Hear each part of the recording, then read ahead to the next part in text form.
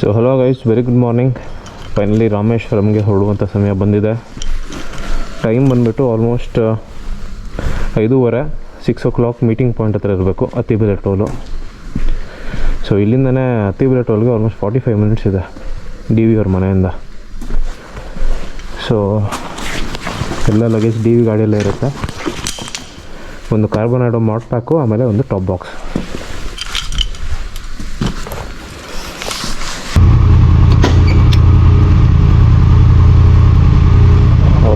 ಬೇಜಾನ ಆಗೋಯ್ತು ma'am.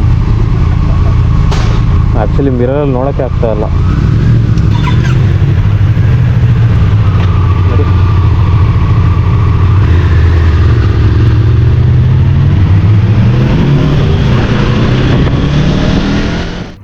So guys, ಇಲ್ಲಿಂದ ನಾನು ಆಡಿಯೋದು ವಾಯ್ಸ್ ಓವರ್ ಕೊಡ್ತಾಯಿದ್ದೀನಿ, ಯಾಕಂದರೆ ಮೈಕ್ ನಂದು ಏನೋ ಪ್ರಾಬ್ಲಮ್ ಆಗಿಬಿಟ್ಟಿದೆ. ಬಟ್ ಹೋಗ್ತಾ ವೀಡಿಯೋಲ್ಲಿ ಅದು ಸರಿ ಹೋಗುತ್ತೆ. ಸೊ ನಾವು ಆ್ಯಕ್ಚುಲಿ ಸ್ವಲ್ಪ ಲೇಟಾಗಿ ಹೊಡ್ತಾ ಇದ್ದೀವಿ. ಮೋಸ್ಟ್ ಪ್ರಾಬ್ಲಿ ಲೇಟ್ ಆಗತ್ತೆ ನಾವು ಹೋಗುವಷ್ಟೊತ್ತಿಗೆ. ಸೊ ಇವಾಗ ಡಿ ವಿ ಅವ್ರ ಮನೆಯಿಂದ ಸೀದಾ ಅತ್ತಿಬೆಲೆ ಆಲ್ಮೋಸ್ಟ್ ಒಂದು 45 minutes ರೈಡ್ ಇದೆ. ಆ್ಯಂಡ್ ನೀವು ನೋಡ್ಬೋದು, ನೋಡ್ತಾ ಇದ್ದಂಗೆ ಅತ್ತಿಬೆಲೆ ಟೋಲ್ ರೀಚ್ ಆಗಿಬಿಟ್ಟಿದ್ದೀವಿ. ಆ್ಯಂಡ್ ಇಲ್ಲಿದ್ದಾರೆ ದೈವಿಕ್ ಆ್ಯಂಡ್ ಹೇಮಂತ್. ಸೊ ಇವರು ಪ್ಯಾನಿಂಗಲ್ಲೇ V4 ತಂದಿದ್ದಾರೆ. ಅದೇ ಸರ್ಪ್ರೈಸಿಂಗ್, ಯಾಕಂದರೆ ರಾತ್ರಿ ಇವ್ರು ಹೇಳಿದ್ದು ಒಂದು GS 1250 ಆ್ಯಂಡ್ GS 1300 ತರ್ತೀನಿ ಅಂತ. ಬಟ್ ಎನಿವೇಸ್, ಬನ್ನಿ ಫಸ್ಟು ಗುಡ್ ಮಾರ್ನಿಂಗ್ ಹೇಳ್ಬಿಡೋಣ ಬಾಯ್ಸ್ಗೆ. ಸೊ ಆ ಬ್ಲ್ಯಾಕ್ ಆಲ್ಪೈನ್ ಸ್ಟಾರ್ ಜಾಕೆಟ್ ಹಾಕೊಂಡು ಬಂದ್ಬಿಟ್ಟು ದೈವಿಕ್, ನೀವೆಲ್ಲರೂ ನೋಡಿರ್ತೀರಾ. ಆ್ಯಂಡ್ ಈ ಕಡೆ ಲೆಫ್ಟ್ ಸೈಡಲ್ಲಿ ರೈನೋಕ್ಸ್ ಜಾಕೆಟ್ ಹಾಕೊಂಡು ಬಂದ್ಬಿಟ್ಟು ಹೇಮಂತ್. ಸೊ ದೈವಿಕ್ ಹತ್ರ ಫಸ್ಟು 3rd gen ಹಯಾಬೂಸಾ ಇತ್ತು. ಸೊ ಅದನ್ನು ಕೊಟ್ಬಿಟ್ಟು ಇವಾಗ ಒಂದು GS 1250 ಆಮೇಲೆ ಪ್ಯಾನಿಂಗಲ್ಲೇ V4 ಇಟ್ಕೊಂಡಿದ್ದಾರೆ. ಹೇಮಂತ್ ಅವರು ನನಗೆ ಒಂದು ಆಫ್ ರೋಡಿಂಗ್ ಸೆಷನ್ ಹೋಗಿದ್ವಿ ಗಂಗಾದೇಶ್ವರ ಹಿಲ್ಸ್ಗೆ, ನಾನು ಡಿ ವಿ ಮತ್ತು ಹೇಮಂತ್, ಆವಾಗಲಿಂದ ಪರಿಚಯ. ಸೊ ಇವರಿಬ್ಬರು ಪರಿಚಯ ನಂಗೆ ಆಲ್ರೆಡಿ ಇದೆ. ಆ್ಯಂಡ್ ನಾವು ಅಂದ್ಕೊಂಡಂಗೆ ನಾವೇ ಲೇಟಾಗಿ ಬಂದಿದ್ದೀವಿ. ಆ್ಯಂಡ್ ಇವ್ರು ಆಲ್ಮೋಸ್ಟ್ ಹಾಫ್ ಆನ್ ಅವರಿಂದ ಕಾಯ್ತಾ ಇದ್ದಾರೆ. ಸೊ ಬನ್ನಿ ಇನ್ನು ಜರ್ನಿ ಸ್ಟಾರ್ಟ್ ಮಾಡೋಣ.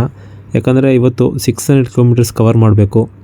ಆ್ಯಂಡ್ ಆಲ್ರೆಡಿ ಲೇಟ್ ಆಗಿಬಿಟ್ಟಿದೆ. ನಾವು ಅಂದ್ಕೊಂಡಿದ್ದ ಟೈಮ್ಗೆ ಸ್ವಲ್ಪ ಲೇಟಾಗಿ ಹೊಡ್ತಾ ಇದ್ದೀವಿ. ಬಟ್ ಒಂದು ಒಳ್ಳೆ ಗುಡ್ ನ್ಯೂಸ್ ಏನಪ್ಪ ಅಂದರೆ, ವೆದರ್ ಇವತ್ತು ನಮ್ಮ ಸಪೋರ್ಟ್ಗಿದೆ. ಸೊ ಫುಲ್ಲು ಮೋಡ ಇರುತ್ತೆ. ಆ್ಯಂಡ್ ಅಲ್ಲಲ್ಲಿ ಒಂಚೂರು ಮಳೆ ಪ್ರಿಡಿಕ್ಷನ್ ಕೂಡ ಇದೆ. ಸೊ ಮಳೆ ಪ್ರಿಡಿಕ್ಷನ್ ಅಂದರೆ ಜೋರು ಮಳೆ ಅಲ್ಲ, ಲೈಟ್ ಮಳೆ. And that is A welcome thing. ಯಾಕಂದರೆ ಇವಾಗ ಸಮ್ಮರ್ ಬೇರೆ.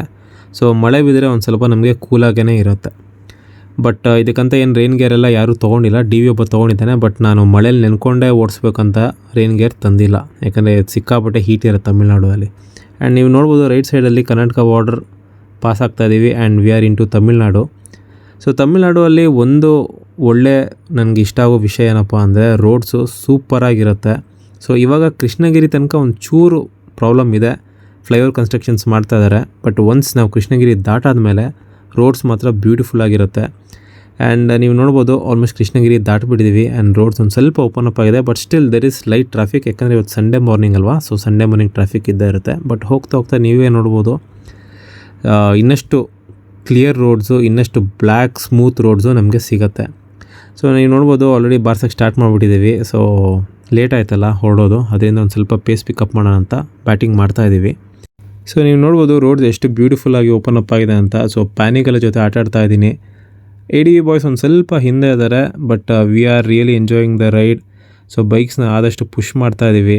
ಆ್ಯಂಡ್ ಇಲ್ಲಿ ರೋಡ್ಸೂ ಅಷ್ಟೇ, ನಿಮಗೆ ಸ್ಟ್ರೇಟ್ ರೋಡ್ಸು ಆಲ್ಮೋಸ್ಟ್ ಒಂದು ಅರ್ಧ ಕಿಲೋಮೀಟ್ರ್ ದೂರ ನೀವು ನೋಡ್ಬೋದು. ಸೊ ಮುಂದೆ ಯಾರಾದರೂ ಅಡ್ಡ ಗಿಡ್ಡ ಬಂದರೆ ನಿಮಗೆ ಒಳ್ಳೆ ರಿಯಾಕ್ಷನ್ ಟೈಮೂ ಇರುತ್ತೆ.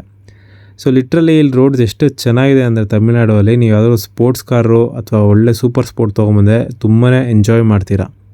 But then again super sport ಅಂತ ಹೇಳಿದ ತಕ್ಷಣ ಗಾಡಿ ಓಡ್ಸೋಕ್ಕೆ ಸ್ಟಾರ್ಟ್ ಮಾಡಿ ಆಲ್ಮೋಸ್ಟ್ 1.5 hour 1.25 hour ಆಗ್ತಾಯಿದೆ. ಆ್ಯಂಡ್ ಹೇಮಂತ್ ಬಗ್ಗೆ ಒಂದು ಸ್ವಲ್ಪ ಟೆನ್ಷನ್ ಆಗ್ತಾಯಿದೆ, ಯಾಕಂದರೆ ರೋಡ್ಸ್ ಎಷ್ಟೇ ಸ್ಮೂತ್ ಆಗಿದ್ರೂ ಸೂಪರ್ ಸ್ಪೋರ್ಟಲ್ಲಿ ತುಂಬ ಹೊತ್ತು ಓಡ್ಸೋಕ್ಕಾಗಲ್ಲ, ಯಾಕಂದರೆ ಸಿಕ್ಕಾಬಟ್ಟೆ ಕಮಿಟೆಡ್ ಪೊಸಿಷನ್ ಇರುತ್ತಲ್ಲ.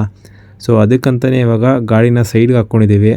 ಯಾಕಂದರೆ ಹೇಮಂತು ಸ್ವಲ್ಪ ಕೈ ಕಾಲೆಲ್ಲ ಕ್ರ್ಯಾಂಪ್ಡ್ ಫೀಲ್ ಆಗಿರೋ ಥರ ಸೈನ್ಸ್ ತೋರಿಸ್ತಾ ಇದ್ದ.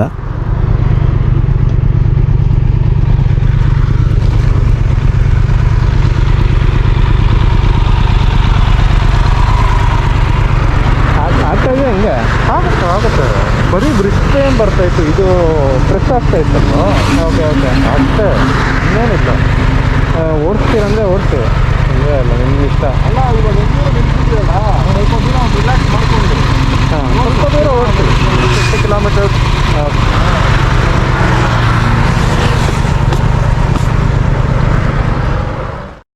ಸೊ ಬನ್ನಿ ಮೈ ಡಿಯರ್ ಫ್ರೆಂಡ್ಸ್, ಪ್ಯಾನಿಂಗಲ್ಲೇ V4ನ ಓಡಿಸೋಣ.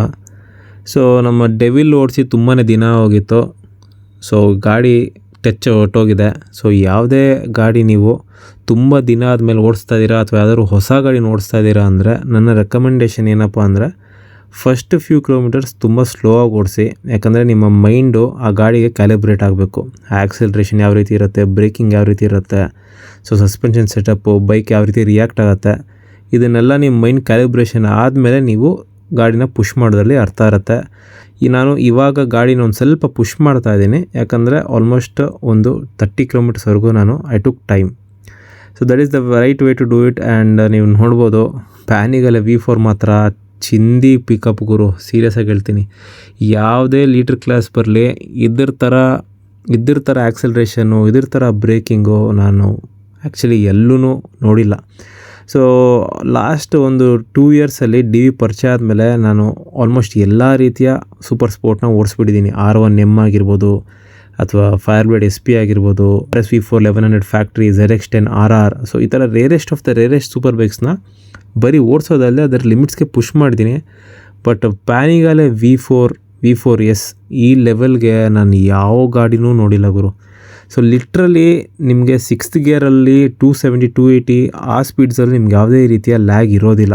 ಬೇಸಿಕಲಿ ಬೇರೆ ಸೂಪರ್ ಸ್ಪೋರ್ಟಲ್ಲಿ ಏನಾಗುತ್ತೆ ಅಂದರೆ ಒಂದು 250 270 ಆದಮೇಲೆ ತುಂಬಾ ಲ್ಯಾಗ್ ಇರುತ್ತೆ, ಯಾಕಂದರೆ ವಿಂಡ್ನ ಕಟ್ ಮಾಡಬೇಕಲ್ವಾ ಆ ಸ್ಪೀಡಲ್ಲಿ. ಸೊ ಆವಾಗ ಒಂದು ಸ್ವಲ್ಪ ಲ್ಯಾಗಿ ಅನಿಸುತ್ತೆ. ಬಟ್ ಪ್ಯಾನಿಗಲ್ಲೇ V4ಅಲ್ಲಿ ಮಾತ್ರ there is absolutely no lag. And what a crazy machine ಗುರು ಇದು.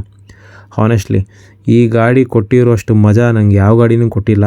ಬಟ್ ಒಂದೇನಂದರೆ ಆ ಇನ್ಲೈನ್ 4 ಸ್ಕ್ರೀಮಿಂಗ್ ಸೌಂಡ್ ಇಲ್ಲ. ಬಟ್ V4 ಸೌಂಡು ಒಂದು ರೇಂಜಿಗೆ ಚೆನ್ನಾಗೇ ಇದೆ. ಬಟ್ ಆ ಸೌಂಡ್ ಫ್ಯಾಕ್ಟ್ರನ್ನು ತೆಗೆದುಬಿಟ್ರೆ ಈ ಗಾಡಿ ಹತ್ರ ಬರೋ ಇನ್ನೊಂದು ಲೀಟ್ರ್ ಕ್ಲಾಸ್ ಗಾಡಿ ಇಲ್ಲ. ಆ್ಯಂಡ್ ಹಾನೆಸ್ಟ್ಲಿ ರೋಡ್ ನೋಡಿ ಎಷ್ಟು ಸ್ಮೂತಾಗಿದೆ ಅಂತ.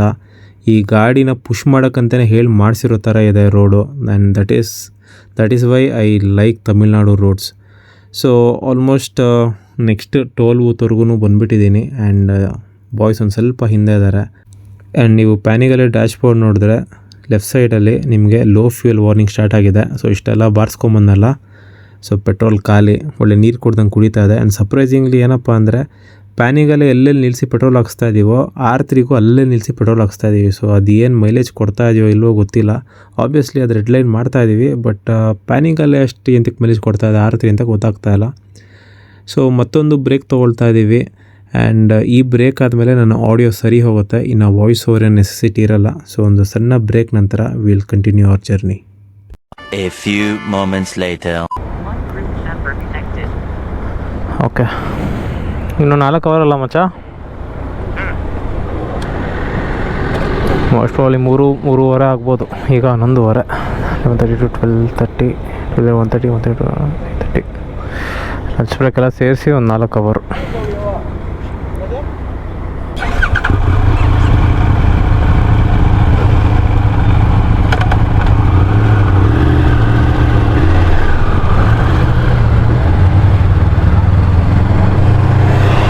Okay, let's go.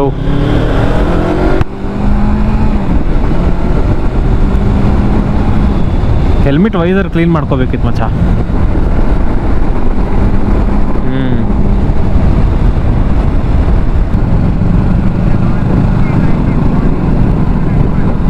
Crazy. Last time ನಾವು ಕೊಡೆ ಹೋಗ್ಬೇಕಾದ್ರೆ ಸೂರಜ್ ಅವರು ಇಲ್ಲೇ ಹಾಕ್ಸಿದ್ದು ಹೈ ಕ್ರಾಸ್ಗೆ.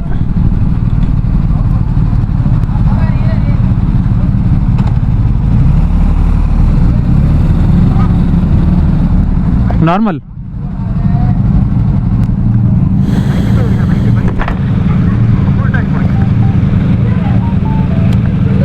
ஃபுல் டேங்க் போடுங்க சார்.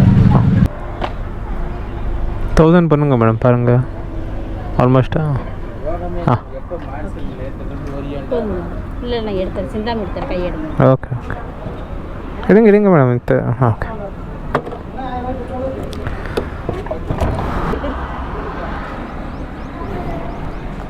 ತೌಸಂಡ್ ಆಯ್ತು ಮೇಡಮ್.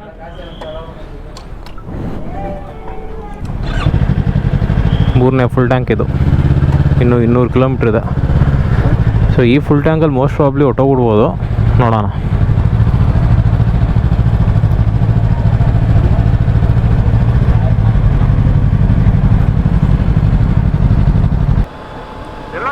ಓಕೆ.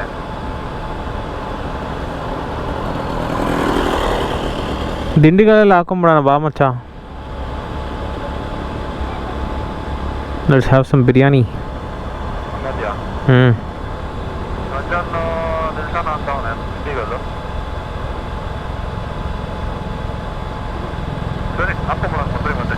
ಸುಮ್ಮನೆ ಸಿಗತ್ತೋ ಸಿಗಲ್ವೋ ಏನು ಸುಮ್ಮನೆ ಏನು ತಿನ್ನಕ್ಕೂ ಆಗಲ್ಲ ಆಮೇಲೆ. ಹೌದು ಹೌದು. ಅದೇ let's go.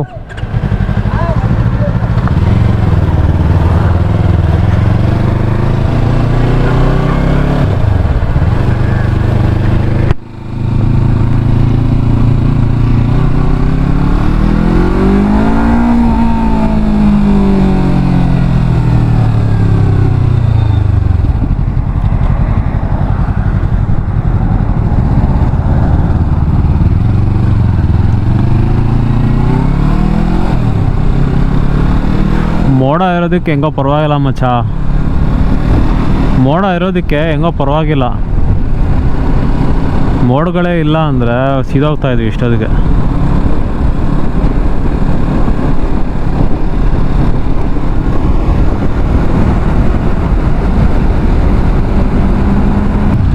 So we are here at Dindigul Thalappakatti biryani. ಓ ಪಾರ್ಕಿಂಗು ಸಖತ್ತಾಗಿದೆ ಗುರು.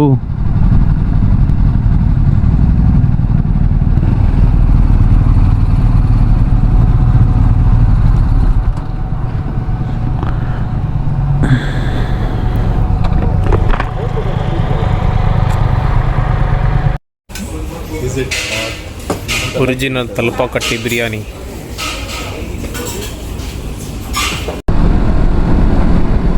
ಇಲ್ಲೇ ಎಲ್ಲೋ ಇದೆ ಮಚ್ಚ, ತಡಿ ಅಷ್ಟೇ ಲೆಫ್ಟ್ ತೊಗೊಂಬಿಡೋಣ. Next left.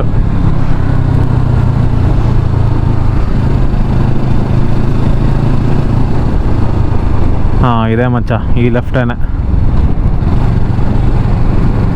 ಸೊ ಅಂತೂ ಇಂತೂ ಬಂದೇ ಬಿಡ್ತು ನಮ್ಮ ಸ್ಟ್ರೇಟ್ ಹೋದರೆ ರಾಮೇಶ್ವರಮು, ಈ ಕಡೆ ಹೋದರೆ ಮಂಡಪಂ. ಸೊ ನಾವಿವಾಗ ಮಂಡಪಮ್ಮಲ್ಲಿ ಸ್ಟೇ ಮಾಡ್ತಾ ಇರೋದಲ್ಲ, ಇದು ಬಂದುಬಿಟ್ಟು ರಾಮೇಶ್ವರಂಗೆ ಒಂದು ಸ್ಟಾಪ್ ಹಿಂದೆಗಡೆ ಬರುತ್ತೆ. ಸೊ ಏನಕ್ಕೆ ಇಲ್ಲಿ ಸ್ಟೇ ಮಾಡ್ತಾ ಇದ್ದೀವಿ ಅಂದರೆ ಇಲ್ಲಿ ಒಂದು ರೈಲ್ವೆ ಸ್ಟೇಷನ್ ಇದೆ. ಸೊ ಆ ರೈಲ್ವೆ ಸ್ಟೇಷನಲ್ಲಿ ನಾವು ಟ್ರೈನ್ ಹತ್ತಿದ್ರೆ ಮಂಡಪಮ್ದು ಒಂದು ರೈಲ್ವೆ ಬ್ರಿಡ್ಜ್ ಇದೆ, ಸಿ ಮೇಲೆ ಹೋಗುತ್ತೆ. ಸೊ ಅದನ್ನು ಎಕ್ಸ್ಪೀರಿಯನ್ಸ್ ಮಾಡ್ಬೋದು. ಸೊ ಈ ಸ್ಟೇ ಬಂದುಬಿಟ್ಟು ನಾನು ಆಲ್ಮೋಸ್ಟ್ ಒಂದು 5 years ಬ್ಯಾಕ್ ನನ್ನ CBR 650F ಅಲ್ಲಿ ಬಂದಿದ್ದೆ ನಮ್ಮ ತೇಜಸ್ ಜೊತೆ. ಎಕ್ಸಾಕ್ಟ್ ಬೀಚ್ ಮುಂದೆಗಡೆನೆ ಆಪೋಸಿಟಲ್ಲೇ ಇರೋದು ಸ್ಟೇ. ಬನ್ನಿ ತೋರಿಸ್ತೀನಿ, ಸಖತ್ತಾಗಿದೆ. ನೆಕ್ಸ್ಟ್ ಲೆಫ್ಟ್ ನೋಡಿ, ಅದೇ ರೈಲ್ವೆ ಸ್ಟೇಷನ್ ಮಂಡಪಮ್ದು, ಅಲ್ಲಿ ಕಾಣಿಸ್ತಾ ಇದೆಯಲ್ಲ. ಸೊ ನಾಳೆ ನಮ್ಮ ಸ್ಟೇಯಿಂದ ಇಲ್ಲಿ ತನಕ ಆಟೋ ಮಾಡ್ಕೊಂಡು ಬರಬೇಕು. ನಾಳೆ ಇನ್ನೂ ಸಖತ್ತಾಗಿರುತ್ತೆ ಧನುಷ್ಕೋಟಿ ಎಲ್ಲ. ಸೊ ನೀವು ಧನುಷ್ಕೋಟಿಗೆ ಹೋದರೆ ಅಲ್ಲಿ ನಿಮಗೆ ಮೆಸೇಜ್ ಬರುತ್ತೆ, ವೆಲ್ಕಮ್ ಟು ಶ್ರೀಲಂಕಾ ಅಂತ. ಅಷ್ಟು ಹತ್ರ ಹೋಗ್ತೀವಿ ಶ್ರೀಲಂಕಾಗೆ.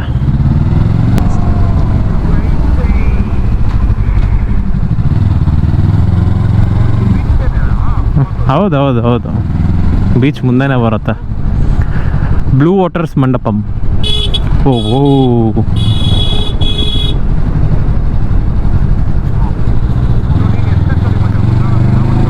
ಇದು 5ನೇ ಸತಿ. ಹಾಂ,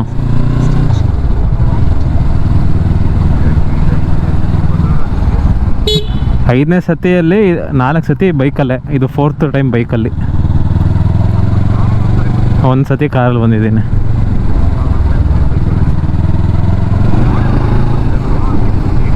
ಫಸ್ಟು 390 ಡ್ಯೂಕ್ 390, ಆಮೇಲೆ CBR 650, ಆಮೇಲೆ 390 ಅಡ್ವೆಂಚರು, ಆಮೇಲೆ ಇದು R3.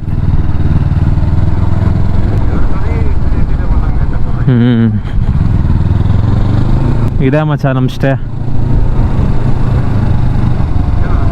ಹೌದು ಇದೆ, ಬ್ಲೂ ವಾಟರ್ಸ್. ಇಲ್ಲೊಂಚೂರು ಸ್ಲಿಪ್ ಆಗುತ್ತೆ, ಹುಷಾರಾಗಿರೋ.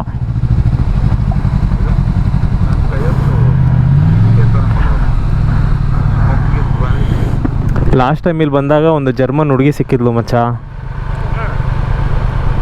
ಫುಲ್ ಫ್ರೆಂಡ್ ಆಗಿಬಿಟ್ಟು ನಮ್ಮ ಜೊತೆ ಧನುಷ್ಕೋಟಿಗೆ ಬಂದು ವಾಪಸ್ಸು ಆಲ್ಮೋಸ್ಟ್ ಮಧುರೈ ತನಕ ನಮ್ಮ ಜೊತೆನೇ ಬಂದಿದ್ಲು. ಬೈಕಲ್ಲಿ ಅವಾಗ ಹಾಂ ಇಂಟರ್ಸೆಪ್ಟರ್ 650 ಸೋಲೋ ಬಂದಿದ್ಲು.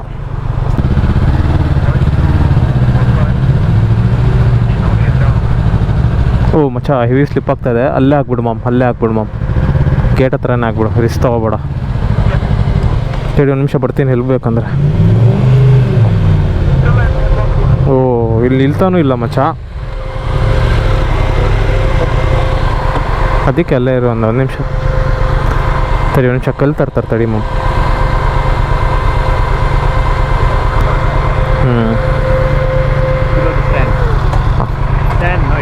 ಅಂಡರ್ಸ್ಟ್ಯಾಂಡ್.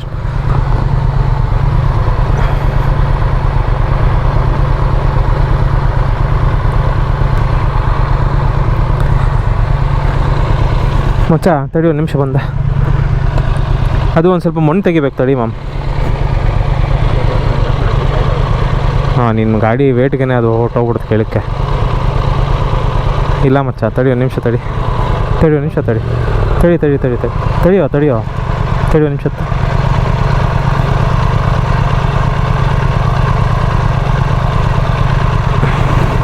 ಬಿಡು, ಓಕೆನಾ ಅಥವಾ ಇನ್ನೂ ಹಾಕ್ಬೇಕಾ? ಯಾರು ಇಲ್ಲ, ಸಂಡೇ ನೈಟೆಲ್ಲ ಚೆಕ್ಔಟ್ ಆಗಿಬಿಡ್ತಾರಲ್ಲ ಮ್ಯಾಮ್. ನೋಡಿ ಮೈ ಡಿಯರ್ ಫ್ರೆಂಡ್ಸ್ ಹೆಂಗಿದೆ, ಏನು ಬೊಮ್ಮಟ್ಟಾಗಿದೆಯಲ್ಲ. ಇದಷ್ಟೇ, ಗೇಟ್ ತೆಗೆದ್ರೆ ಬೀಚು.